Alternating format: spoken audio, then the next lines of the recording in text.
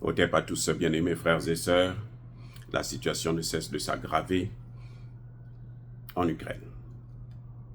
Après la chute de Vuhledar, c'est le tour de Pokrovsk.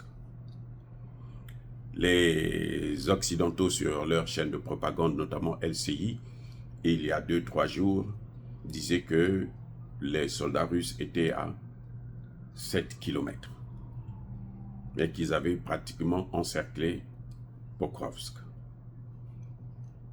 Après Vuhledar, et donc maintenant, le tour de Pokrovsk est arrivé. Et nous apprenons depuis ce matin que les troupes russes sont déjà dans Pokrovsk. Même si les Occidentaux ne veulent pas reconnaître la vérité, mais ils finiront par la reconnaître. Vous savez, la chute de Vuhledar a été reconnue par les Occidentaux après près d'une semaine. Nous, on vous l'avait déjà annoncé parce que nous avons des relais sur le terrain, des gens qui nous donnent des informations, et nous suivons les chaînes sérieuses qui vous donnent l'information réelle et à temps réel, qui nous donnaient déjà ce qui se passait. Alors, conséquence de la chute de Pokrovsk, c'est grave. Vous savez, les Occidentaux ont dit, Vuhledar, oh, bon, de toute façon, ce n'est pas grave, ça ne signifie pas la fin de la guerre, c'est faux. Vuhledar est une ville qui est sur une montagne, en hauteur, je vais dire. Et depuis Vuhledar, vous observez tout le Donbass et une bonne partie de l'Ukraine. C'était pour ça que la ville de Vuhledar était une ville difficile à prendre. Parce que depuis le début de cette opération militaire spéciale, en 2022, février 2022, la Russie n'a jamais occupé Vuhledar. On appelle aussi Vuhledar. Et parce que sa position stratégique était, mais alors, très, très, très importante. Vous êtes en haut, vous les voyez venir, donc vous avez plus la lassitude pour les neutraliser. Et ce n'était pas facile pour la Russie d'atteindre Vuhledar. Et en plus, l'Ukraine avait placé l'une de ses meilleures forces spéciales, le bataillon 72, ou le 72e bataillon. C'est la meilleure de l'Ukraine. C'est la crème de l'Ukraine. Ce sont eux qui ont fui, qui ont fini par fuir, pour ceux les plus chanceux. Parce que beaucoup sont tombés, malheureusement. Les plus chanceux, ils ont pu fuir. Il y a même un des commandants qui s'est carrément envoyé au repos éternel lui-même. Ah oui. Parce qu'il a trouvé que la chute, c'était pas normal. Il n'a pas supporté cette défaite. Et ce que l'Ukraine a fait, c'est que l'Ukraine a envoyé encore la majorité de le reste de ses troupes solides, les a envoyées à Pokrovsk. Mais c'était déjà trop tard. Et Pokrovsk, c'est le carrefour de l'aide occidentale. Voilà le vrai problème. Pokrovsk, c'est le carrefour de l'aide occidentale. Tous les armes que l'Occident envoie, ça passe par Pokrovsk avant d'aller sur le terrain. C'est-à-dire que vous avez la route principale, celle qui permet l'approvisionnement de Pokrovsk elle-même, et vous avez des routes secondaires et le chemin de fer qui permet d'alimenter toute la région, tout le front du Donbass. C'est ça le vrai problème. Donc, le fait que Pokrovsk soit tombé, ça y est, c'est fini. Il n'y a plus rien à faire. C'est que les troupes ukrainiennes n'auront plus la possibilité de s'approvisionner. Donc, vous avez le choix entre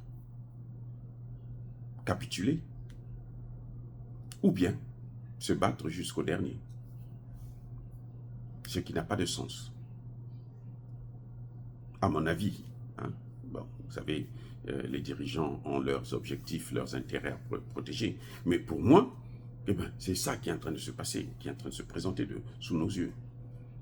Ou vous acceptez de capituler, ou ben, vous faites la guerre jusqu'au dernier, puisque vous n'aurez plus d'armes.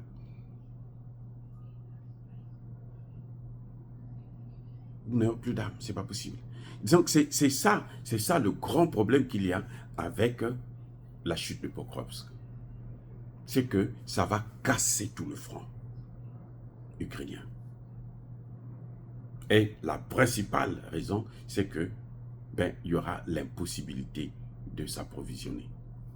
Déjà, la route principale, ça fait plusieurs jours, sinon des semaines, que les Russes occupaient cette route-là. Ils avaient déjà occupé. Parce que les Russes, ce qu'ils font, c'est qu'ils élargissent le front.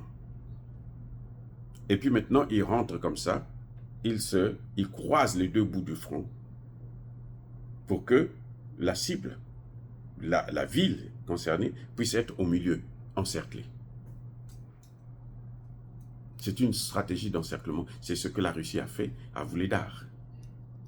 Et c'est ce qu'elle a fait aussi à Pokrovsk. Et les mêmes causes produisent les mêmes effets. C'est pour ça que les Occidentaux commencent maintenant à réfléchir comment il faut entamer les négociations. Aujourd'hui, c'est ça la question. Comment négocier, comment entamer des négociations ouvertes avec la Russie. Et la Russie s'est dit qu'elle doit aller jusqu'au bout de sa logique. Et ça complique encore plus les choses pour l'Occident. Mais toujours est-il que la volonté maintenant s'impose. La nécessité des négociations s'impose à l'Occident. Surtout qu'ils ont ouvert un autre front au Liban. Et là, nous avons l'Iran qui est là, à côté. Ah oui, on apprend que l'invasion du Liban est en train de poser de gros problèmes à Israël, puisque le Hezbollah n'a pas hésité ce matin à attaquer une base militaire israélienne. Donc, ils ne peuvent pas continuer à faire des guerres partout dans le monde. Quand on suit deux lièvres à la fois, là, on finit parfois par perdre les deux. Et c'est ce que l'Occident risque d'avoir, de perdre les deux. Parce que l'Iran a démontré que c'est un gros morceau. Ah oui. L'Iran, aujourd'hui, ce n'est pas un petit pays, non. L'Iran, c'est un gros morceau, un très gros morceau. Donc vous avez l'Iran et vous avez la Russie qui est la première puissance militaire au monde. La première puissance militaire au monde. Notamment en termes de technologie avancée dans le domaine militaire et de tête nucléaire.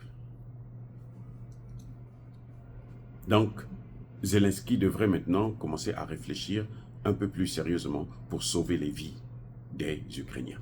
Dire cela, c'est inciter à la haine ou à la violence. Non. Yaba, colère, veyamalem. Encore une fois de plus, bien-aimés frères et sœurs, soyez bénis, abondamment bénis par le Dieu des Kémités, par nos ancêtres évangélisés. Mais que tous ceux qui persécutent le continent africain, le pillent et le déstabilisent, qu'ils soient noirs, blancs, chinois, arabes, juifs, indiens, qui qu'ils soient punis, maudits, foudroyés, neutralisés, écrasés, effacés par le Dieu des Kémités, par nos ancêtres évangélisés. Vive l'Afrique éternelle, j'ai dit et j'assume.